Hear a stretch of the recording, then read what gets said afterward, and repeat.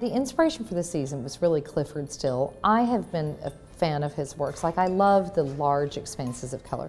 Our collection is so much about color and texture, and I felt like a lot of his large expanses of color were a perfect kind of platform for us to jump off. I've always really loved his works, and then I was kind of going through some print ideas and started looking kind of at pieces that, you know, I loved the big brush strokes of color, and I just felt like it was very appropriate for what, you know, I wanted to do for this pre-fall collection. This was a piece that is truly one of my favorites because I think you can really see like the Clifford Still style of painting.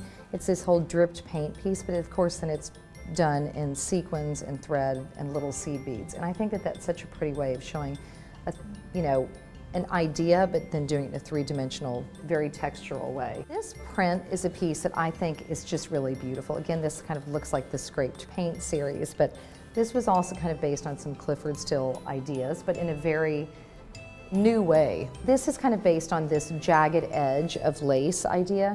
So it's taking elements of, you know, an artist's work and kind of doing them in different, you know, in different fabrications. But it's a really interesting collection. I think that you can see the Clifford Still inspiration in it, but yet in, you know, our way. I definitely like more contemporary artists, and I really love artists that are doing, whether they're painting, but they're doing it in a, you know, in a mixed media way, like where it's still very tactile, but it might be a painted piece, but it's either painted on wood and wood slats. I never really know where inspiration is going to come from. I'm often inspired by architects or artists. Jim Hodges was the inspiration for spring.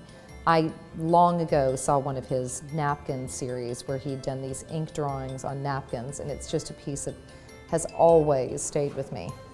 So I love things that are definitely more textural and tactile. When you look at this, I had really worked with our beater and embroiderer on figuring out how to make these pieces look like scratched ink on here instead of, you know, being a very refined embroidery. It's so three-dimensional, so light and so airy. I have yet to figure out what we're going to kind of be basing fall on, but I know it's going to, I mean, we've started working on colors and what colors we're going to be doing, and then a lot of fabrications, but I've not figured out who the influence is going to be or who's the inspiration is going to be.